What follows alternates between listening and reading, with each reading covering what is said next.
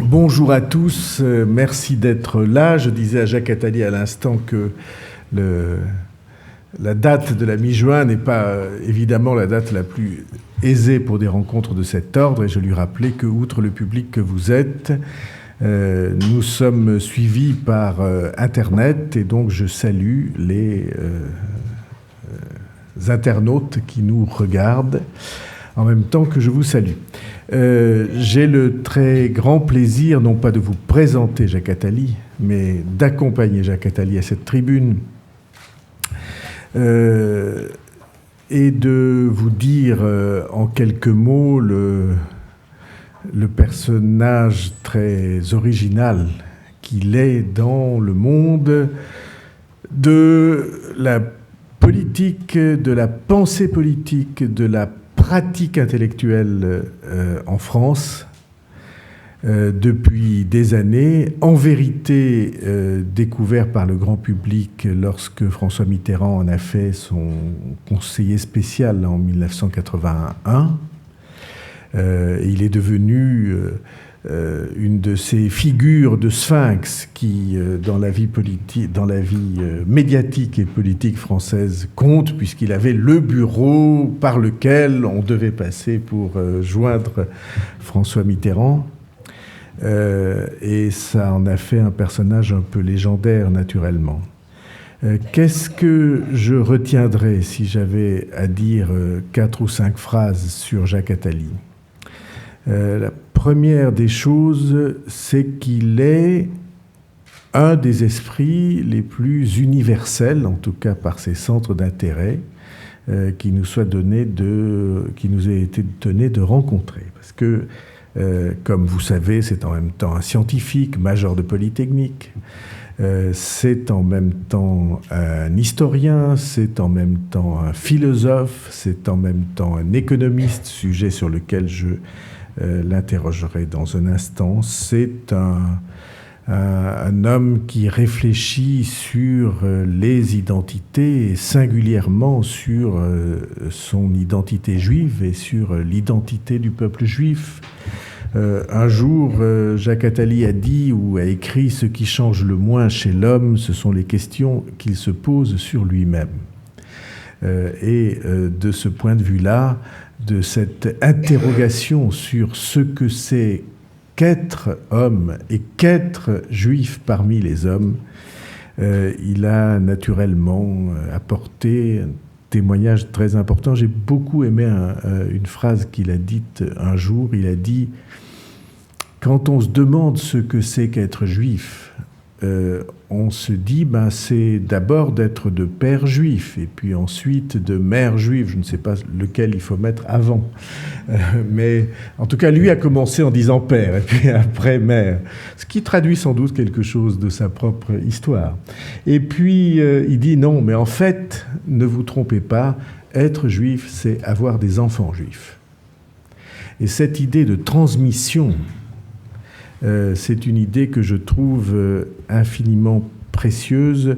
Je dis cela non pas parce que c'est le thème de la réflexion de ce soir, mais sachant l'habileté de la pensée et rhétorique des uns et des autres, on peut toujours raccrocher les questions les unes aux autres, fussent-elles les plus hétérogènes. Mais j'ai été heureux de l'inviter à partir de 2 questions. L'une qui a fait l'objet d'un livre récent sorti en 2008 et l'autre qui a fait l'objet de son tout dernier livre, et je pense que l'une est rapprochée à l'autre. Jacques Attali a un jour rappelé cette évidence qui est que, en matière de théorie économique, le seul point de départ possible, c'est la réflexion sur la crise. Jacques Attali a décrit de manière plus engagée que d'autres ce qu'était l'épée de Damoclès que l'hyper-endettement public faisait peser au-dessus de la tête de nos sociétés occidentales. C'est une question, comme vous le savez, non seulement non résolue, dont nous avons fait le thème de la campagne électorale de 2007 dans l'incompréhension générale, je dois le dire. C'est une question non résolue, c'est une question pendante et c'est une question brûlante. Je considère pour ma part, c'est pas à moi de parler là, que évidemment la question posée par la dette grecque et par les dominos de dette entre la Grèce, l'Irlande, le Portugal, l'Espagne ou l'Italie et la France, donc la zone euro, cette question est absolument pas résolue pour l'instant. Et c'est une question qui n'est pas spécifique à l'Europe, mais qui touche, vous le savez, toute une partie de l'Occident, puisque les États-Unis sont éminemment en cause dans cette affaire. Et lorsqu'on s'interroge, et je m'arrêterai à cette notion complémentaire, lorsqu'on s'interroge sur la crise, l'hyperendettement public, les questions que cela pose, naturellement, on aborde une autre interrogation, qui est l'interrogation de la manière dont les hommes peuvent gérer tout ça. Quelle institution, dépassant les frontières, prenant en compte l'ensemble des terres habitées et des humanités et des nations, quelle institution permettrait de mettre un peu de raison, un peu de régulation dans cette anarchie ? Et cette question se double, pour moi, je l'ai souvent abordée devant vous, d'une autre question. On peut imaginer des institutions qui auraient ainsi la haute main sur la vie des hommes. Mais quelle légitimité ces institutions-là auraient-elles aux yeux d'un peuple démocratique, aux yeux d'un peuple de citoyens, et qui revendique pour lui-même le droit de conduire son propre destin. Et comme vous le voyez, c'est la question que pose aujourd'hui l'Europe aux citoyens français, l'Europe aux citoyens de tous les populismes qui sont en train de marcher. Et dans ma voix, il n'y a pas de nuance péjorative pour populisme, parce que je pense qu'il y a là quelque chose de très important, une interrogation à laquelle il faut que nous nous attachions aussi. Voilà le coup de projecteur très rapide, le travelling que je voulais faire de l'être profond de Jacques Attali à la recherche de toutes les connaissances. J'ai oublié de dire qu'il dirigeait 2 fois par an un orchestre symphonique, qu'il était aussi investi dans la musique qu'il l'est dans la pensée et dans l'économie. Mais je voulais faire ce travelling rapide avant de lui donner la parole sur cette question quid des crises qui sont au-dessus de nos têtes, quid de la manière de les gérer et quelle légitimité pouvons-nous inventer pour que ces institutions destinées à gérer le monde n'apparaissent pas aux yeux des citoyens comme d'intolérables dictatures. Je vous remercie. Je suis très heureux d'être avec vous et de parler devant ce public de cette situation et de cette crise, et en même temps d'essayer de le replacer dans une perspective globale comme vous venez de le faire. Je me permettrai juste de compléter d'un petit mot le trop gentil panégyrique que vous avez fait de moi pour dire qu'il y a une dimension de moi que vous avez oubliée qui pour moi est très importante, c'est que je dirige une très grande institution de microfinance, la plus grande aujourd'hui dans le monde, en tout cas en Europe, qui travaille dans 80 pays, en particulier en France, à aider les jeunes ou les femmes ou les gens faibles à créer leur emploi, développer leurs activités. Et c'est une activité à la fois extraordinairement gratifiante pour moi et pour tous ceux qui s'en occupent. C'est une institution qui travaille maintenant dans 80 pays. Je m'excuse, j'ai une voix souvent volontairement basse pour qu'on force l'écoute. En tout cas, c'est comme ça que je dis comme professeur. Et c'est une partie très, très lourde de mon activité qui m'oblige à vous laisser d'ailleurs à 8h10 tout à l'heure. Nous vivons aujourd'hui un moment très particulier de cette crise en même temps qu'une sorte d'évidence. Aujourd'hui, je veux dire aujourd'hui même. Alors nous parlons, j'étais avant de venir au téléphone avec un des plus grands personnages du gouvernement d'Athènes et nous discutions de la situation qui est évidemment à la fois tragique et attendue. Pourquoi aujourd'hui a-t-on à la fois une grande crise, pourquoi a-t-on à la fois une déliquescence de l'appareil européen, pourquoi a-t-on cette crise aux États-Unis, pourquoi en même temps et paradoxalement se trouve-t-on dans une situation de très forte croissance mondiale, puisque c'est ça la grande contradiction. Le monde connaît une croissance économique plus forte que jamais dans son histoire, 5% par an. Tout est en place pour une immense croissance durable, non anecdotique. Je rappelle que nous allons passer de 7 à 9 milliards d'habitants au moins sur la planète dans les 30 prochaines années, avec des mutations gigantesques, une espérance de vie plus longue, des mouvements de population considérables, une urbanisation croissante, tout facteur de croissance de la population active et donc de croissance de la production, avec aussi, comme jamais, des richesses matérielles.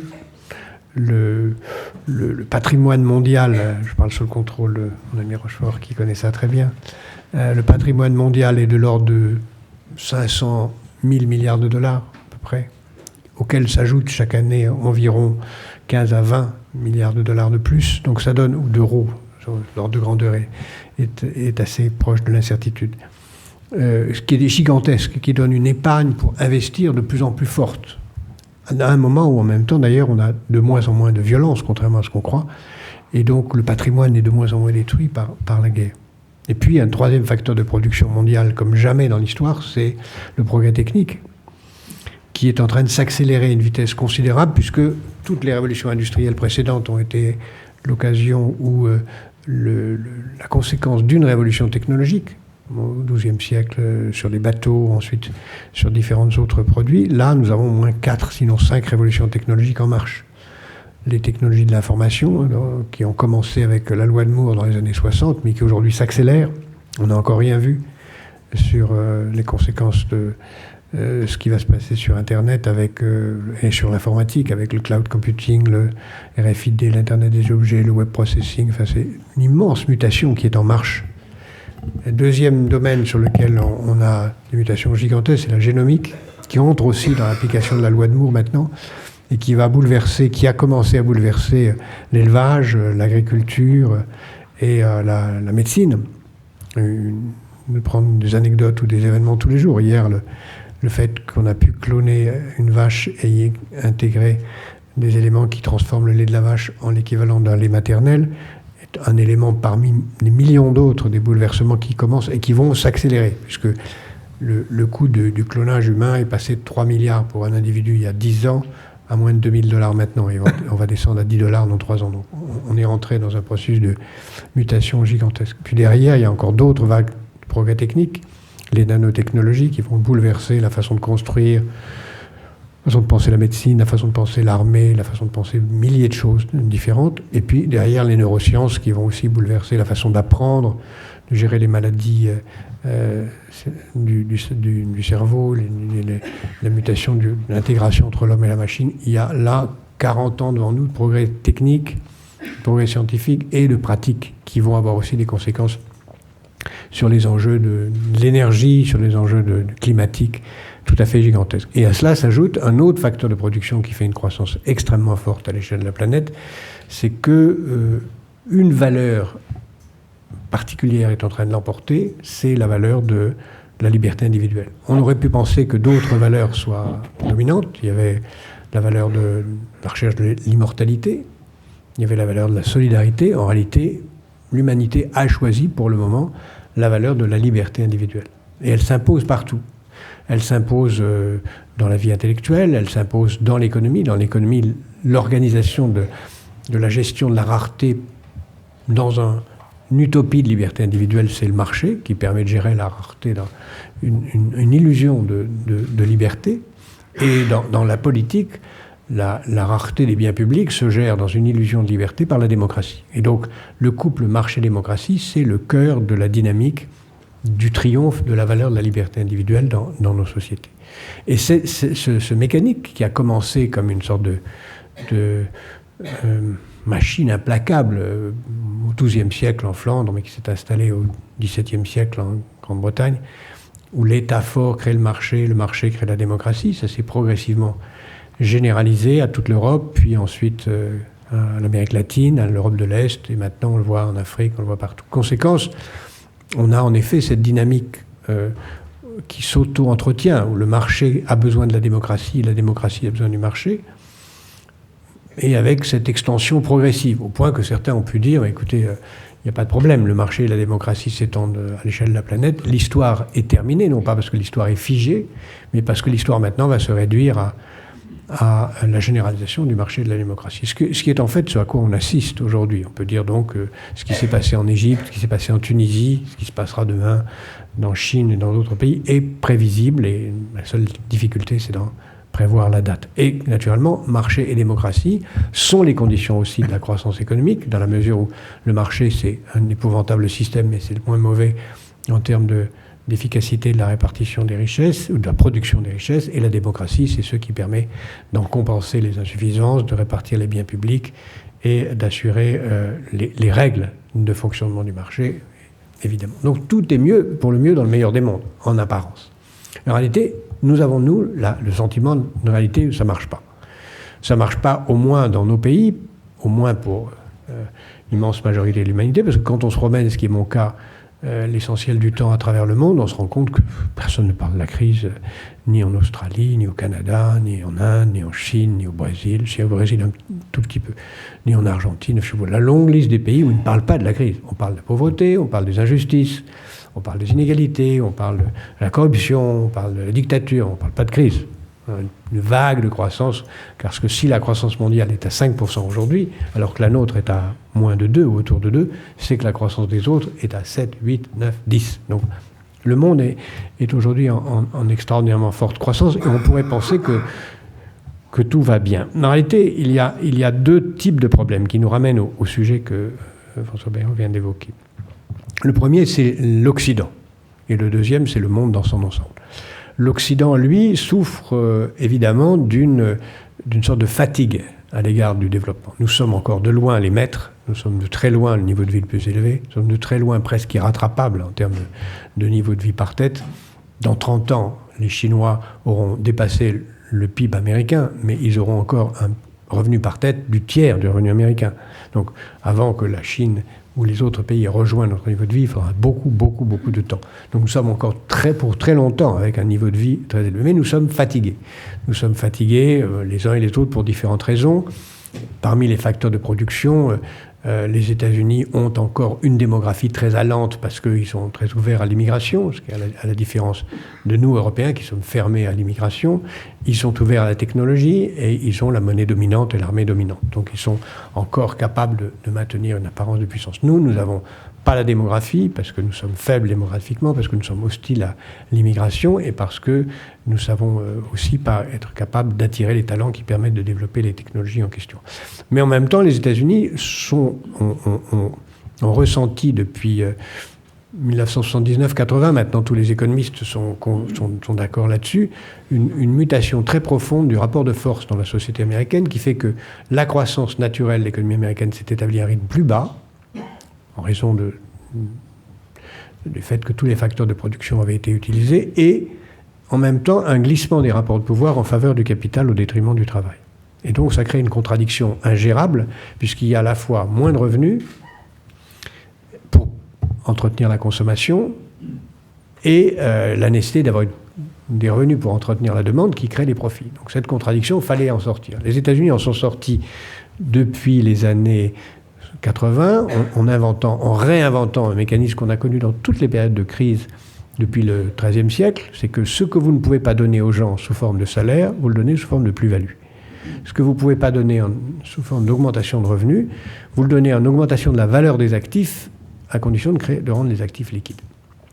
Ce qu'on avait fait dans la crise des années 30, et de façon très simple, on l'a refait ici, vous pouvez avoir des actifs immobiliers et patrimoniaux dont la valeur augmente, il vous suffit de les vendre, de dégager de la plus-value, de vous réendetter, puisque ça va continuer à monter, pour faire un effet de levier, vous rachetez, ça remonte, vous revendez, avec la plus-value, vous réachetez, mais vous achetez aussi une voiture, une maison, etc., et le mécanisme s'entretient.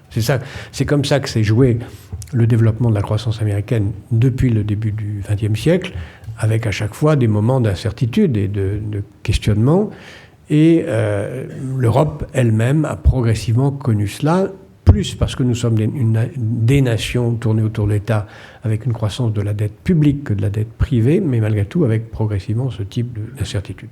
Et naturellement, ça a atteint, comme chacun sait, un paroxysme avec ce qui s'est passé dans les années 2000, 2003, 2005, où le système sans contrôle a permis aux États-Unis de faire des prêts aux plus pauvres qui n'avaient pas la moindre signification, les subprimes, qui ont été titrisés, vendus à n'importe comment, qui a créé la crise qu'on connaît, crise de confiance dans le système, qu'on pouvait tout à fait prévoir, puisque fin 2007, le taux d'endettement américain, toute catégorie d'acteurs confondus, dépassait 320% du PIB, ce qui était supérieur au taux d'endettement de la société américaine fin 1929. Et depuis lors, le processus n'a pas conduit à réduire les dettes privées, un petit peu, mais il a consisté surtout à transférer les dettes privées sur la dette publique. C'est ça ce qui s'est passé depuis 2008-2010.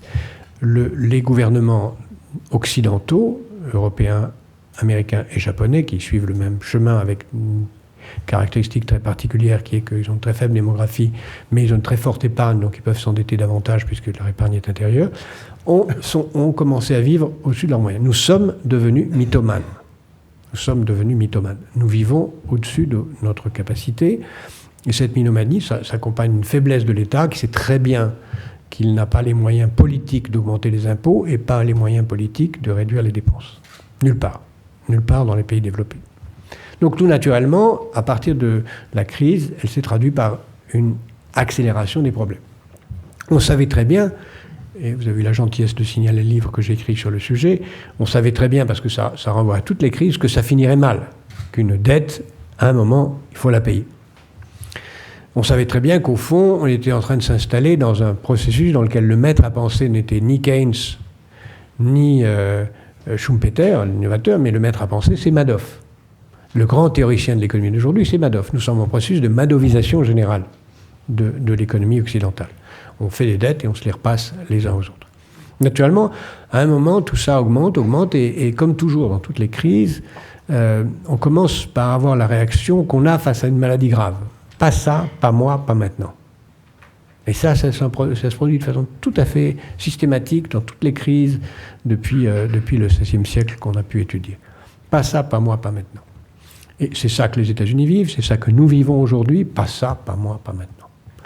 Mais pour autant, écoutez, à un moment, il va bien falloir payer la dette, et ce n'est pas en la reportant qu'on arrivera à une solution. Moi-même, j'avais pris un parallèle au moment des premiers G20, que j'avais appelé 20 VAIN, en disant que ça me faisait penser à des réunions d'alcooliques anonymes qui se réunissent en jurant qu'ils ne vont plus boire, mais qui font ça en prenant un dernier verre. Et malheureusement, cette métaphore est restée vraie. La dette publique continue à augmenter partout. Alors naturellement, les États-Unis sont en meilleure situation que nous. Ils ont 50% des dépenses militaires de la planète. Personne ne va mettre son argent ailleurs qu'aux États-Unis. Mais aujourd'hui, les États-Unis sont aujourd'hui même en faillite. Et il y a une bataille entre républicains et démocrates pour savoir si la faillite va être déclarée ou si on va obtenir l'augmentation du plancher de la dette, du plafond de la dette. Nous, Européens, nous sommes dans la même situation, dans un monde en formidable croissance. Et je voudrais insister sur deux dimensions, la crise européenne et la nécessité d'une gouvernance globale et la difficulté de la faire. Parce que ce que nous vivons, nous, en Europe, c'est très révélateur de ce qu'on pourrait vivre au niveau mondial, puisque comment imaginer qu'on puisse mettre en place une gouvernance mondiale si on n'est pas capable de mettre en place une gouvernance européenne? Ce que nous vivons, c'est très clair, c'est très simple. François Bayrou connaît bien l'histoire européenne, je la résumerai telle que je la vois de la façon suivante. L'Europe s'est construite par étapes successives, par crises successives, par crises nécessaires. On a fait le marché commun, et on savait très bien qu'au moment où on faisait le marché commun, il n'y avait pas de véritable marché commun, parce que c'était purement libération des frontières en termes de circulation des marchandises, mais qu'on n'harmonisait pas les normes techniques. Et faute d'harmonisation des normes techniques, il y avait des possibilités de concurrence déloyale avec des normes différentes entre les produits. Et on savait qu'on aurait une crise sur les normes. Et on a eu une crise sur les normes terrible, qui a eu lieu en 1983, où on a eu un sommet européen, où il y a eu 44 contentieux techniques sur la table. Je me souviens très bien de ce sommet, qui avait d'ailleurs, symboliquement pour aujourd'hui, c'est ironique, lieu à Athènes, où les chefs d'État réunis, peu nombreux, ne comprenaient absolument rien à ce dont on parlait, parce que c'était extraordinairement technique, et on n'est pas sorti de la salle dans un chaos qui ressemble à celui d'aujourd'hui. il y a eu une présidence française juste après. On a réglé les 44 contentieux en 6 mois. Ce n'était pas trop difficile parce qu'il n'y avait pas de pays, et beaucoup de pays, on a pu circuler en quelques mois et tout régler. Et on a fait l'acte unique. Et quand on a fait l'acte unique, on savait très bien que l'acte unique nous protégeait contre les concurrences déloyales par les normes, mais ne nous protégeait pas des concurrences déloyales par la dévaluation compétitive. On savait très bien que le marché commun ne tiendrait pas avec l'acte unique si on n'allait pas à l'étape suivante qui était une monnaie unique. Et donc progressivement, on savait qu'on allait avoir des dévaluations compétitives, et on a eu des dévaluations compétitives, et on savait qu'on n'en sortirait que par une monnaie unique. Et donc on a fait la monnaie unique, comme vous savez, dans des moments qui ont été absolument passionnants. C'était la fin de l'Union soviétique, une négociation sur la réunification allemande, tout ça dans un paquet. On a fait la monnaie unique. Mais quand on a fait la monnaie unique, on savait parfaitement que la monnaie unique ne durerait pas si on n'était pas capable de faire un système fédéral. On le savait, c'était écrit, ça a été dit, et même dans le traité, on a créé les conditions pour que personne ne puisse sortir de la monnaie unique, tel que le traité est écrit, exprès, en se disant, lorsque la crise arrivera, on passera aussi à l'étape suivante, qui est le fédéralisme budgétaire. Toutes les expériences historiques précédentes montrent qu'aucune zone monétaire n'est durable sans fédéralisme budgétaire, ou sans, à la place d'un fédéralisme budgétaire, une monnaie et un pays dominant. La zone franc, un exemple typique, une zone monétaire unique avec un pays dominant.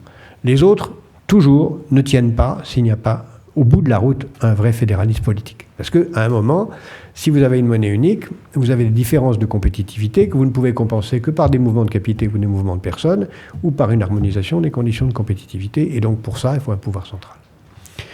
On y a échappé pendant longtemps, parce que toujours, pas moi, pas ça, on a le temps, on verra plus tard, on n'est pas pressé, on a des problèmes plus urgents, l'élargissement à l'Est, d'où le fait que la France, d'abord François Mitterrand était très hostile à l'élargissement, trop rapide à l'Est, voulant d'abord accélérer le fédéralisme budgétaire en Europe, mais bon, ça c'est de l'histoire, ça ne s'est pas passé comme ça, et on a perdu du temps dans la construction, et on a élargi de telle façon que les choses sont aujourd'hui ingérables. Évidemment, on arrive à cette contradiction.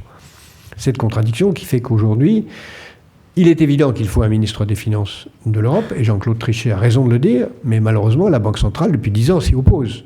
Parce que la Banque centrale, pour de bonnes ou de mauvaises raisons, a dit « Moi, j'ai besoin d'une Banque centrale forte, et si j'ai un ministre des Finances à côté de moi qui va vouloir me donner des ordres ou des instructions, je ne pourrai pas être fort. Donc je préfère avoir une Banque centrale indépendante. » Il avait raison, mais en même temps, il crée la propre tombe de l'euro, puisque l'euro, sans ministre des Finances à côté de lui, il est mort. Il n'y aura plus d'euro dans 10 ans s'il n'y a pas de fédéralisme budgétaire. Et peut-être même avant 10 ans. Parce que l'histoire s'accélère beaucoup. Mais comment faire un fédéralisme budgétaire ? C'est là où les circonstances sont extraordinairement différentes et difficiles. Fédéralisme budgétaire, ça veut dire non seulement mettre en commun une partie des dettes publiques européennes, je vais revenir sur la situation grecque d'aujourd'hui, mais évidemment aussi créer des conditions de transfert de souveraineté. Si on a la possibilité pour chacun de continuer à faire n'importe quoi avec son budget et de se mettre en situation de faillite en disant « de toute façon l'Europe paiera », ça ne marchera pas. Donc le fédéralisme budgétaire suppose premièrement un transfert des dettes publiques partielles ou totales au niveau de l'Europe, dont je rappelle que l'Europe est la seule entité politique de taille continentale qui n'a pas de dette. Les États-Unis ont de la dette, le Japon a de la dette, l'Union européenne a 0 dette. Donc elle a un potentiel d'emprunt considérable qui peut être soit de transfert d'une partie des dettes nationales, soit d'un endettement nouveau ou des investissements d'avenir. Mais naturellement, si en même temps on laisse les pays continuer à faire n'importe quoi, ça serait totalement immoral. Donc il faut à la fois un transfert et une perte de souveraineté nationale. Extraordinairement difficile à dire, extraordinairement difficile à faire. Et forcément, à un moment, devait arriver le moment de vérité, où on constate qu'un pays est en situation très difficile, n'a pas les moyens politiques d'imposer une décision, et les autres, ils ont le choix entre 3 solutions, ou 4. Première solution, bon, ça va, c'est difficile, on leur prête quand même. Ça ne fait que reculer le problème, on a réglé une crise de liquidité, mais absolument pas la crise de solvabilité. On a retardé le problème. Deuxième solution, celle veulent les Allemands, on force les banques à étaler leurs créances. C'est assez moral, puisqu'on dit, pour une fois, c'est les banques qui payent, c'est pas seulement les contribuables. Mais en fait, quand on réfléchit, c'est en effet les banques qui payent. Mais qui sont les banques ? C'est des actionnaires qui n'ont peut-être pas l'argent pour payer. Et si les banques se mettent en faillite, c'est toute l'économie qui est en faillite. Et le gouvernement grec, qui porte par les banques grecques, la moitié de la dette grecque, ne pourra pas, évidemment, satisfaire cette obligation sans remettre de l'argent dans les banques grecques. Donc, au nom d'une réduction de la dette publique grecque, on va en fait augmenter la dette publique grecque pour compenser les pertes des banques. Donc, c'est une situation du type sapeur-camembert. Donc, cette deuxième solution ne marche pas mieux que la première. La troisième, c'est de transférer une partie de les dettes au niveau européen, mais elle n'a de sens que si elle s'accompagne d'une prise de souveraineté qui est loin d'être aujourd'hui possible. La quatrième, qui est celle qu'on va employer, avec un mélange avec les deux premières, c'est en fait de dire, bon, on ne va pas vraiment le dire, mais on va le faire. Mais en fait, qui peut payer? Si on ne veut pas dire qui paye, il y a un seul acteur qui peut payer si on ne dit pas qui paye, c'est la Banque centrale. Et on va, sans vraiment le dire, continuer à laisser la Banque centrale prêter aux banques grecques et autres à un taux très bas, et les banques grecques et autres vont reprêter aux États à un taux plus élevé, faisant une marge qui leur permet de reconstituer leurs fonds propres et de sortir de la catastrophe. Mais en fait, c'est une pure émission monétaire, qui en ce moment n'est pas inflationniste, dans la mesure où la création monétaire en période de chômage élevé est gérable. Mais au bout de la route, c'est ce que moi j'ai appelé récemment la démocratie financière, c'est-à-dire une apparence de démocratie, mais qui donne tout pouvoir au système financier, dans la mesure où il devient le maître du système dans une sorte de lâcheté générale du politique. Il y a eu un cas extraordinairement similaire à celui-là. Je voudrais m'excuser de faire un saut en arrière, parce que je crois toujours, vous l'avez dit, à l'importance de l'histoire. C'est ce qui s'est passé en 1790. Je dis bien 1790 aux États-Unis. Nous sommes le 26 juin 1790 à New York. Les États-Unis sont dans une situation qui est incroyablement proche de la nôtre. 12 provinces sont rassemblées, toutes endettées, toutes en faillite. Beaucoup se décident qu'il y en a marre, on n'a pas besoin de monnaie unique, on n'a pas besoin d'un État central, chacun va prendre son indépendance et on va partir chacun dans son coin. 3 hommes se réunissent pour dîner ensemble. Jefferson, ministre des Finances, Madison, président du parti dominant, et Hamilton, ministre des Affaires étrangères. Le 4e homme important, le président des États-Unis de l'époque, George Washington, est aussi à New York, ville où se trouvait une capitale tournante, puisqu'il n'y avait pas de capitale des États-Unis, mais il n'était pas à ce dîner. Et ces 3 hommes s'engueulent. Certains sont pour un fédéralisme fort, d'autres disant non, on ne peut pas être fédéraux, le système d'un État fort, c'est le système britannique, notre ennemi, nous ne voulons pas ressembler à notre ancienne puissance coloniale, il faut qu'on soit décentralisé. Ils sortent de ce dîner, dont on sait tout, on connaît le menu, on connaît la conversation, ils sortent de ce dîner en ayant décidé, premièrement, on va avoir une capitale fédérale, et on la nommera du nom du vieux quand il sera mort, il est mort 10 ans plus tard, et deuxièmement, on va émettre des bons du Trésor, et on va avoir un budget fédéral. Et c'est ça qui a créé les États-Unis. Les États-Unis sont nés ce jour-là. Si ça n'avait pas eu lieu, les États-Unis seraient aujourd'hui aussi divisés que l'Amérique du Sud. La seule différence avec la situation d'aujourd'hui, c'est qu'à ma connaissance, il n'y a ni Jefferson, ni Madison, ni Hamilton, ni Washington pour se réunir à dîner quelque part et prendre ce genre de... Or pourtant, pour ceux qui ont vécu ou vivent la vie politique, à un moment, tout dépend des hommes. Très difficile à savoir ce qui va se passer cette nuit à Athènes, très difficile de savoir ce qui se passera au sommet européen, sauf que c'est des hommes qui doivent décider. Des hommes qui doivent décider, et l'Europe aujourd'hui se trouve dans une situation en fait incroyablement essentielle, parce que nous avons tous les moyens d'être la superpuissance de demain. Nous avons un mode de développement, un mode de vie, une organisation sociale qui est la meilleure du monde, de loin. Notre espérance de vie augmente alors que celle des États-Unis baisse. Notre taux d'endettement européen est très bas. Notre capacité de qualité de vie est telle que nous pouvons recevoir les meilleurs chercheurs du monde. Il faut mieux vivre et chercher en Europe que partout ailleurs. Nous avons une relation géographique et géostratégique avec le continent dont la population va doubler dans les 30 prochaines années, l'Afrique. Nous, en particulier français, nous parlons une langue dont le nombre de locuteurs va être multiplié par 4 en 50 ans, si nous savons gérer notre relation avec l'Afrique. Nous avons donc un potentiel de développement gigantesque. Et si on s'accroche sérieusement en arrimant la Russie à l'Europe, alors on a toutes les ressources naturelles nécessaires. Donc nous avons un potentiel pour que l'Union européenne soit la première puissance économique et politique mondiale. Évidemment, ça pose aussi bien d'autres questions qui sont celles de la capacité qu'on aura à créer les conditions d'un mode de développement qui ait du sens. Je voudrais prendre quelques minutes, si vous permettez, pour parler gouvernance mondiale et de ce modèle de développement fondé autour de la liberté individuelle. Je dirais que sur ces 2 points, premièrement, la raison profonde de l'absence de gouvernance mondiale aujourd'hui tient à ce que je disais d'un mot tout à l'heure en parlant de marché et démocratie. Nous avons en effet choisi un modèle fondé sur le couple dual marché-démocratie. Parfait, c'est excellent, il n'y a pas mieux. C'est pas génial, mais il n'y a pas mieux. La seule chose qu'on a un peu trop oubliée, c'est que le marché est par nature sans frontières de compétences, parce qu'un marchand estime qu'il doit pouvoir vendre de la santé, de l'éducation, de la défense, n'importe quoi, et sans frontières géographiques, parce que le marché estime qu'il doit pouvoir aller acheter et vendre où que ce soit dans le monde. Le marché est sans frontières. Alors que, à l'inverse, par définition même, par construction, la démocratie a des frontières. Elle a des frontières de territoire et elle a des frontières de compétences. Un État ne peut pas intervenir sans nationaliser avec toutes les difficultés constitutionnelles que ça pose, et un État ne peut pas intervenir ailleurs que sur son territoire. Et il y a donc cette contradiction majeure entre un marché qui par nature est mondial et une démocratie qui par nature est locale. Donc nous sommes en train d'expérimenter un marché mondial sans règle de droit mondial, puisque la démocratie ou l'État est local. Alors là, nous sommes dans une terra incognita que les économistes prétendent bien connaître. Un marché pur et parfait sans État. Les économistes ont longtemps expliqué, et on a parlé souvent avec M. Rochefort, les économistes ont longtemps expliqué que la démocratie, que le marché pur et parfait, c'est parfait. C'est l'équilibre pur et parfait, ça fonctionne très bien. Oubliant une chose de base, c'est qu'un marché, pour être un marché pur et parfait, il faut au moins, la moindre des choses, c'est qu'il y ait quelqu'un pour faire respecter le droit de propriété. Le marché en lui-même ne fait pas respecter le droit de propriété. Et qui peut faire respecter le droit de propriété? Un État, une police, une justice, des prisons, un système de sanctions qui font que la propriété est respectée. Si, dans un marché, vous n'avez pas de respect du droit de propriété, si vous n'avez pas non plus tous les mécanismes de transfert qui assurent l'équilibre et la justice sociale, forcément, vous avez un développement d'un marché illégal et un marché criminel. Nous avons un seul exemple aujourd'hui de nation sans État. Ce n'est pas la Belgique. La Belgique a un État, un gouvernement, contrairement à ce qu'on raconte.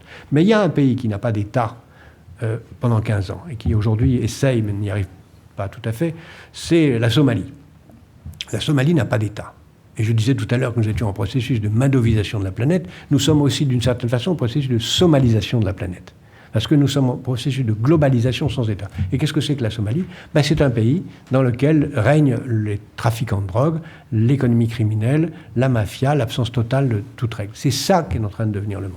Si nous ne sommes pas capables de mettre en ordre, de mettre en place un ordre, un système de gouvernance qui permette de faire respecter des règles, d'avoir un tribunal pénal qui ne soit pas seulement pour les criminels de guerre, mais pour l'économie, d'avoir un G20 qui ne soit pas une pure occasion de faire des photos, mais une vraie occasion de gouverner en étant fusionné avec le Conseil de sécurité, avec l'organe de direction du Fonds monétaire, toute chose à la fois utopique et très simple, parce que ça peut se faire en 10 minutes, ou en une journée, si les hommes qui comptent veuillent le faire, nous allons aller vers le chaos. Et qu'on ne dise pas que le chaos est impossible. Je voudrais juste, pour terminer, alors que j'aurais encore mille choses à dire, mais je vois le temps qui passe, dire à quel point la situation d'aujourd'hui me fait beaucoup penser à la situation de 1910.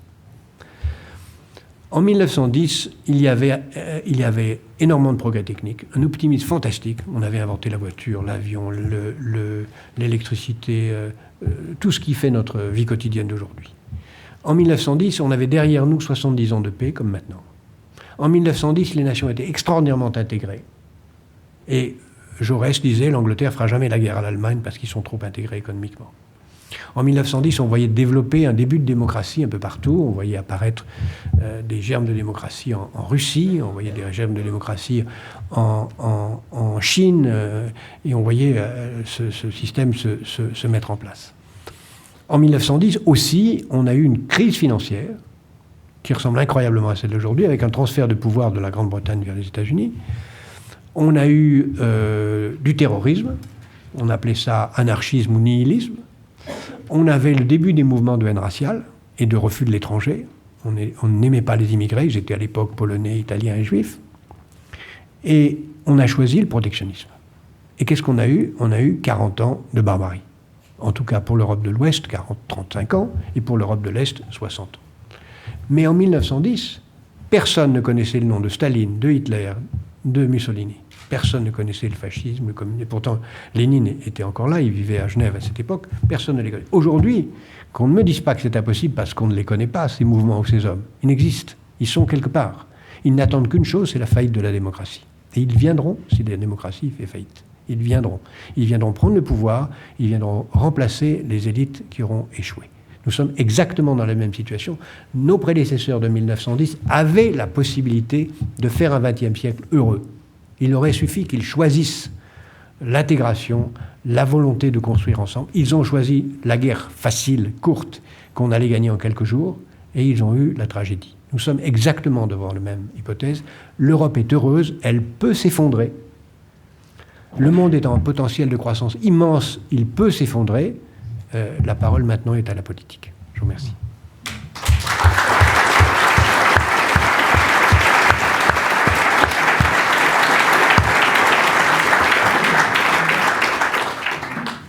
Bien, merci à Jacques Attali pour cet exposé, introduction qui ouvre toutes les portes. Il est 19h42 et Jacques Attali doit partir à 20h10. Donc nous avons un peu moins de 30 minutes de discussion. Je vais être dans ma voiture à 20h10. Oui, voilà. Vous devez être dans votre... Alors bon, vous partirez à 20h05. Merci. Promis.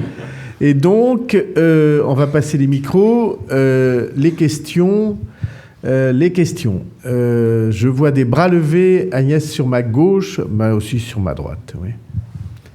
On va prendre des séries de 3 questions. Pourquoi ne fait-on pas en un jour ce que vous venez d'expliquer? Qu'est-ce qui bloque? Merci. 1 question. 2 questions.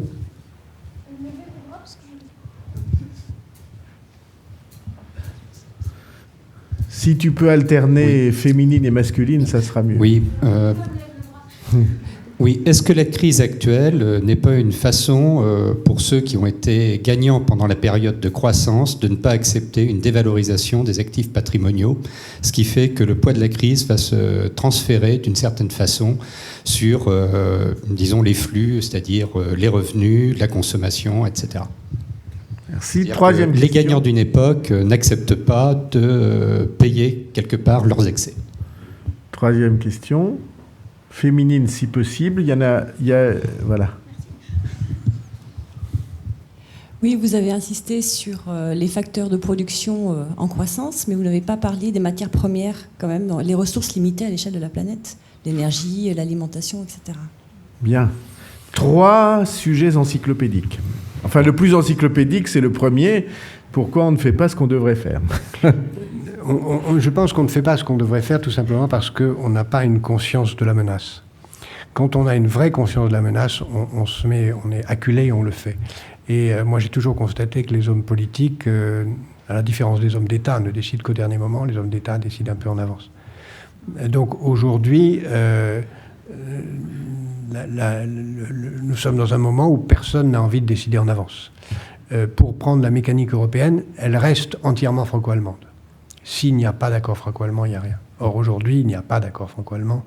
Et sur ces sujets, il y a même une divergence croissante, malheureusement, malgré les efforts des uns et des autres, mais il n'y a pas d'accord. Et c'est un désastre. Sur le terrain mondial, la grande difficulté d'agir, c'est que les Américains... Un ami me disait hier une formule en anglais que je trouve formidable. Il me disait « We are in a reverse beauty contest ». C'est-à-dire que chacun essaye d'apparaître le plus mauvais, de façon à ce que sa monnaie soit la plus basse possible et être en situation de concurrence meilleure. Et les États-Unis réussissent très bien en faisant peur avec leur système, mieux que nous, alors que la réalité de leur situation n'est pas si mauvaise que ça. Donc, en fait, chaque personne ne veut d'une vraie gouvernance mondiale, chacun veut plutôt s'en tirer tout seul. Et les autres, les nouveaux pays, veulent simplement trouver leur place et ne veulent pas d'un ordre qui protégerait les anciennes puissances.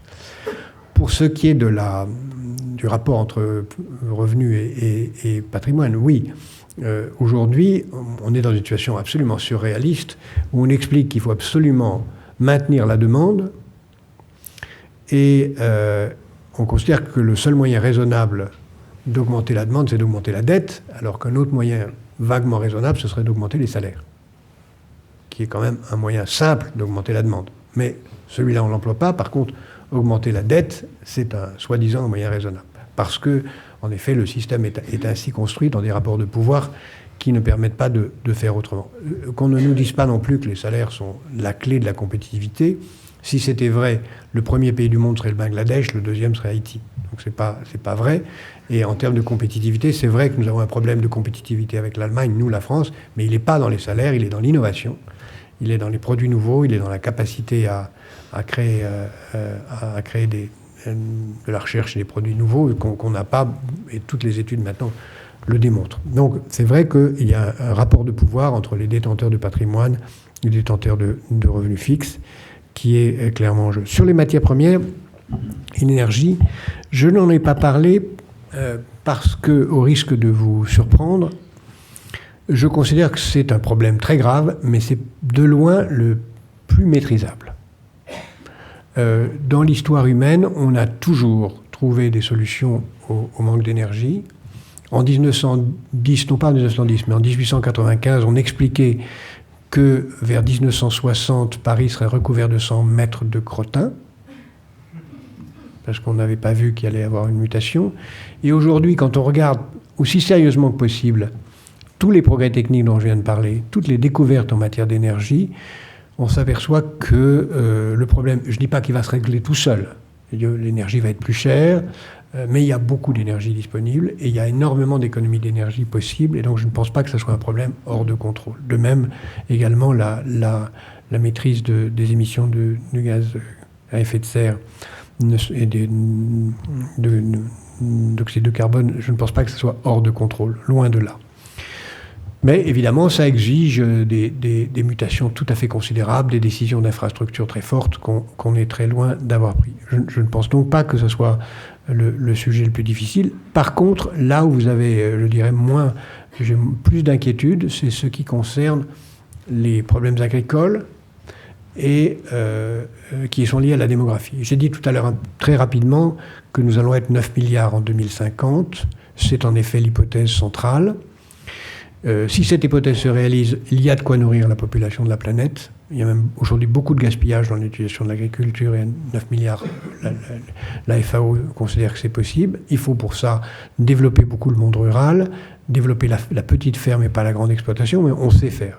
Là où il y a une vraie inconnue, c'est si la fécondité ne baisse pas comme on l'espère. La fécondité qui est aujourd'hui, qui met le nombre d'enfants par femme, qui dans certains pays d'Afrique est encore à 7 et le fait descendre autour de un peu moins de 3 en 2050. Si ce n'est pas le cas, alors on n'aura pas 9 milliards d'habitants mais 12, et à ce moment-là on ne sait pas faire. Donc la clé, c'est la réduction du nombre d'enfants par femme en Afrique et la non-augmentation massive du nombre d'enfants par femme en Inde et en Chine.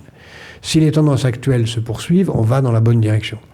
Si, pour des raisons mystérieuses, parce que c'est vraiment une science extrêmement mystérieuse, même s'il y a une relation entre nombre d'enfants par femme et démocratie, plus il y a de démocratie, moins il y a d'enfants par femme, et réciproquement, moins il y a d'enfants par femme, plus il y a de démocratie, et plus il y a de développement économique, moins il y a d'enfants par femme. Si la tendance continue, on va rester en dessous de 9, et donc ça marchera. Donc le paramètre vraiment important à suivre, c'est celui-là.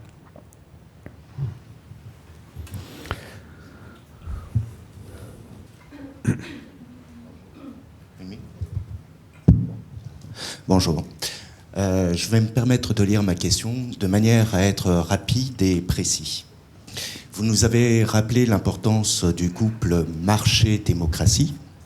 Or, il me semble que ce couple devient de plus en plus asymétrique.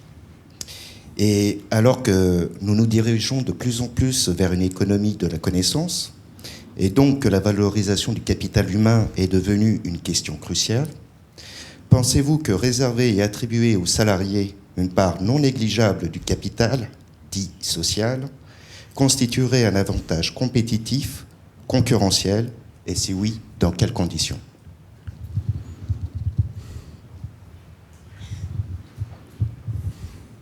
Bonjour. Alors, mis à part l'argument du risque des conséquences négatives du discours du marché, j'aimerais savoir, selon vous, quel discours pourrions-nous mobiliser contre celui du marché et contre celui de la liberté individuelle ?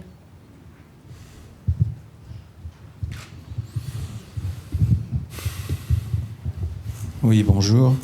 Vous avez terminé votre intervention en disant que la parole était à la politique. Mais n'a-t-on pas constaté au cours des 40 dernières années que la politique avait abandonné son terrain au profit d'une certaine économie néolibérale, qu'elle avait de facto perdu ses propres moyens. Les entreprises ne payent pas les impôts qu'elles devraient payer, les États n'ont plus les moyens en argent de mener leur politique. Comment retrouver un équilibre, c'est-à-dire donner des moyens aux politiques pour qu'ils puissent effectivement procéder aux réformes qu'il faudrait mener?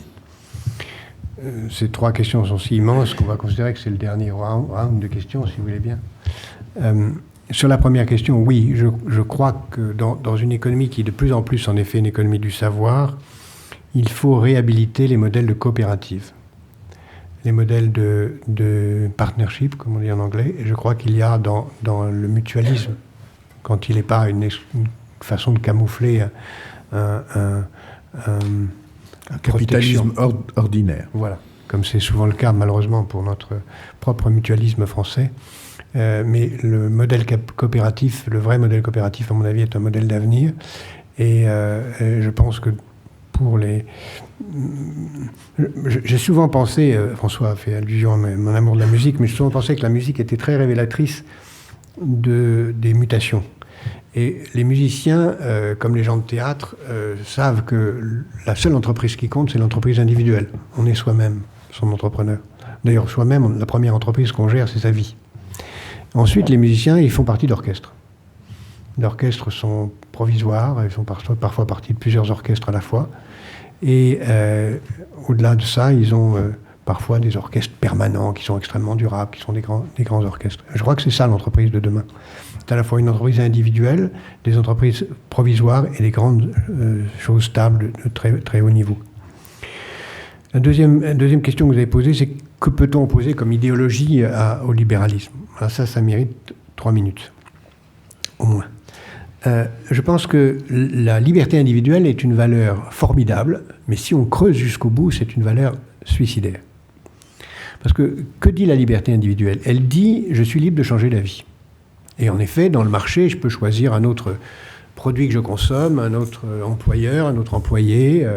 Je suis libre de me déterminer, sous contrainte du revenu que je peux avoir. Et en démocratie, elle dit « je suis libre de changer d'homme politique, etc. » Mais si je veux pousser le raisonnement un peu plus loin, qui dit liberté individuelle dit réversibilité du choix. Et même plus loin, elle dit que le choix est non seulement réversible, mais puisqu'il est réversible, et que ce n'est pas un retour au même, mais un retour à autre chose, c'est que le choix premier est précaire.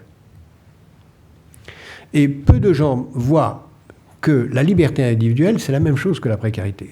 Que la liberté individuelle, c'est une machine à fabriquer de la précarité. La précarité du contrat de travail, la précarité du contrat sentimental, la précarité du contrat politique, la précarité générale est une conséquence de notre choix. Et la précarité, quand vous avez un actif, un patrimoine, c'est une grande, extraordinaire richesse. Je suis libre, je fais ce que je veux, je peux rompre mes attaches en toute liberté. Mais quand vous n'avez pas ça, la précarité, c'est la misère. Mais au-delà, la précarité, c'est la précarité du contrat. Du contrat avec le contrat de travail, je l'ai dit, c'est le contrat sentimental, c'est le contrat avec les générations passées, c'est le contrat avec les générations futures, c'est le contrat social. Qui dit précarité du contrat dit en fait déloyauté. Ce qu'il y a d'extraordinaire, c'est que si on pousse le raisonnement jusqu'au bout, la liberté individuelle, c'est une idéologie qui fait l'apologie de la déloyauté. Bon, aucune société ne peut fonctionner sur la déloyauté, jamais. Et donc nos sociétés sont des machines à réinventer artificiellement des techniques de production de loyauté dans un univers où l'idéologie qui est matraquée à la télévision, par les médias, par la publicité, par la politique en général, c'est soyez libres, soyez déloyal. Et donc on recrée de la loyauté de façon artificielle, on crée des mécanismes de fidélisation des consommateurs, on essaie de fidéliser les électeurs, on essaie de fidéliser les cadres, on essaie de fidéliser tout le monde, mais en réalité, on est dans un monde où chacun n'est loyal qu'à lui-même. Il m'est d'ailleurs arrivé souvent de penser que c'est très difficile de savoir ce que c'est qu'être loyal à l'égard de soi-même, et que c'est peut-être pour ça qu'on a inventé la psychanalyse, pour essayer de donner du sens à cette expression loyale à l'égard de soi-même. Quelle est l'autre branche de l'alternative? À mon avis, c'est l'altruisme. C'est de passer d'une société où le bonheur vient de l'exercice de la liberté à une société où le bonheur vient du bonheur de l'autre. Naturellement, les Écritures nous apprennent que quand il est dit aime ton prochain comme toi-même, on oublie toujours le comme toi-même. On ne peut pas aimer l'autre si on ne s'aime pas soi-même. Donc il faut être bien avec soi-même pour pouvoir aider l'autre. Mais l'altruisme, qui d'abord commence par l'altruisme intéressé, j'appellerais ça l'altruisme rationnel. J'ai intérêt à ce que l'autre soit bien portant, parce que s'il est malade, il va être contagieux. J'ai intérêt à ce que l'autre soit formé, parce qu'on joue dans le même orchestre, et s'il joue faux, c'est moi qui vais en pâtir, d'où l'importance de la formation. L'altruisme intéressé, qui est, à mon avis, l'étape de transition entre l'individualisme et l'altruisme, qui est, à mon avis, la grande idéologie de demain. Mais comme toute grande idéologie naissante, on l'a vu avec le socialisme, il peut être caricaturé dans des dictatures. L'altruisme peut être caricaturé, est déjà caricaturé dans des dictatures, dans des sectes, moi, je suis le religieux et l'écologisme peuvent, alors qu'ils sont, je serais mal placé pour critiquer l'un et l'autre, qui sont proches de mes valeurs, mais ils peuvent être caricaturés. Pourquoi ? Parce que la société de précarité, c'est une société de négation du long terme. On ne peut pas vivre dans des sociétés qui ne donnent pas du sens au long terme. Donc on va chercher de long terme. C'est pour ça que je disais tout à l'heure, on va se retourner vers des recherches de long terme, même s'ils nient la démocratie. Et donc on peut voir surgir une sorte de totalitarisme altruiste, qui est évidemment un oxymore, mais qui est un oxymore qui renvoie assez profondément au danger d'aujourd'hui. La dernière question, c'était sur... qui a perdu les moyens. Oui. Alors, je placerai cette question sur la société française. Simplement d'abord sur le cas de la France, qui est le combat dans lequel votre mouvement politique est engagé. Je pense qu'il faut bien comprendre que l'élection présidentielle, d'abord, est très révélatrice d'un changement très profond de la nature du combat. J'ai l'impression, pardonnez-moi François de dire cela, que souvent les hommes politiques sont comme ces personnages de dessins animés qui courent après la falaise sans se rendre compte que le vide est sous leurs pieds.